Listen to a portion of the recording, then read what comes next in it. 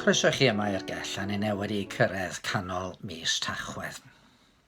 Pa mor dda ydych chi tybed am hel esgusodion? Os ydych chi wedi gwneud rhywbeth sydd o'i le, neu os nad ydych chi am wneud rhywbeth, pa mor anodd ydych chi'n ei chael hi i feddwl am ryw reswm sy'n cyfreithloni eich ymddygiad?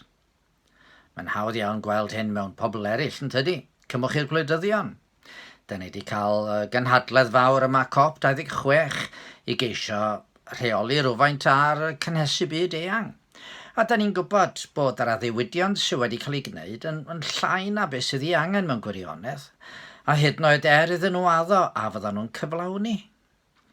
Os ydy'r byd yn y fath beryg, ac os mae cyfyngu gwresogi i radd a hanner ydy'r hyn sydd ei angen, yna prin iawn ydy'r gwledydd sydd yn mynd i lwyddo yn hyn o beth.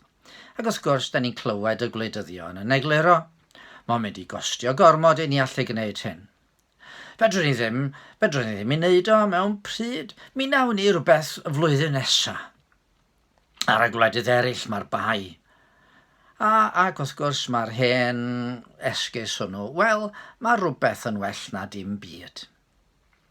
Ond does dim rhaid i ni edrych mor bell ar gwleidyddion mewn gwirionedd.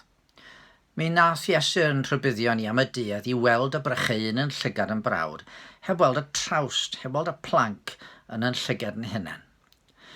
Sut ydyn ni, enghraifft, wrth ailgylchu?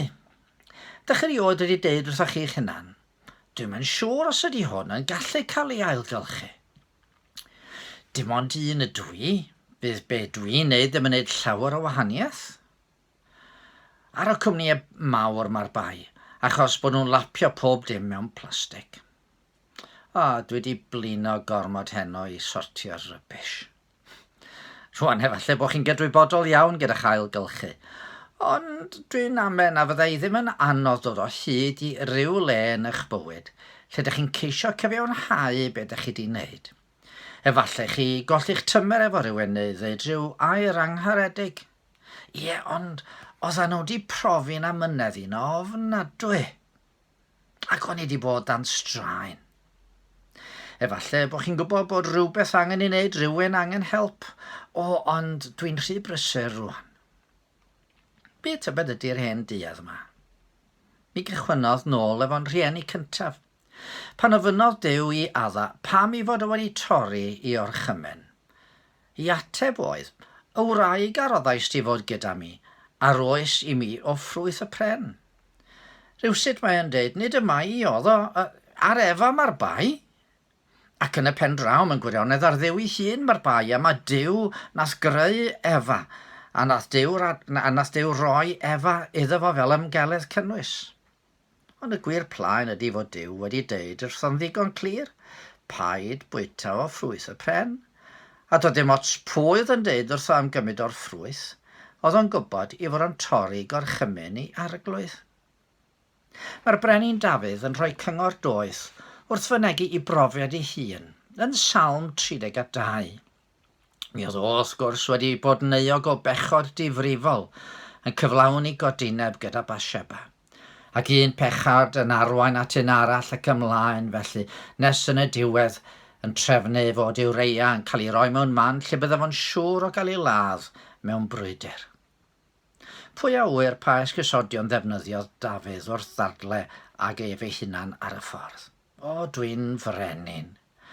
Dwi wedi bod yn dal pwyser wlad. Pob math o ryw bethau mynd trwy feddwl o. Ond wedyn fe fydd rhaid iddo wynebu fai hunan pa ddoth Nathan i'w herio. A dyma mae Dafydd yn ei ddeud yn Salm 32. Tra oedd o'n yn ymatal, yr oedd fy esgyrn yn darfod, a minnau'n cwyno ar hyd y dydd. Yr oedd dy law yn drwm arnaf ddydd a nos, sychwyd fy nerth fel gan wres haf. Yna, bu i mi gydnabod fy mhechod wrthyt, a pheidio a chuddio fy nrygioni. Dwedais yr oedd yn cyffesu fy mechodau i'r arglwydd, a bu i tithau faddau euogrwydd fy mhechod.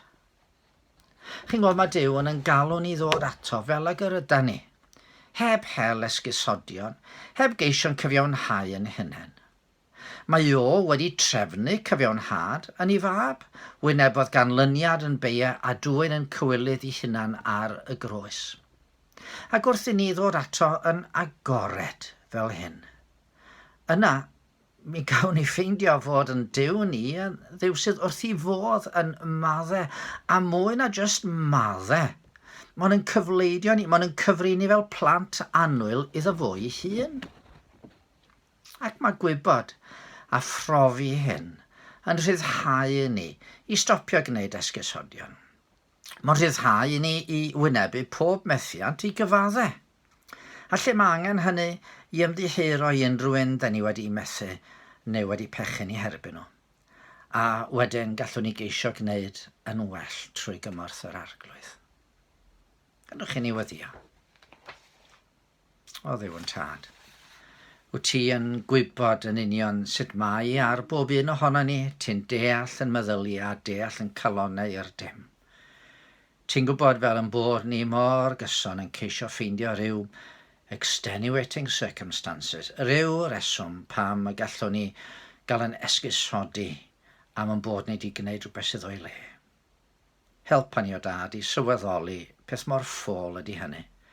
Helpa ni fod yn onest ger dy fron di, i ddod mewn edifeirwch, i gyfaddef yn beie, i bwyso ar y maddeuant sy'n dod trwy Iesu, a rho ras yn i o Dduw'n tad, i wneud yn well y tro nesaf, am yn bod ni yn gwneud y cyfan, nid i gyfiawnhau'n hunain, ond i ddwy'n gogoniant i dy enw di. Amen. Rwan ble mae'r peil nes sy'n angen ei drefnu ar gyfer yr ailgylchu tybed. Dewch yn ôl eto am i gewch chi fyfyrdod arall.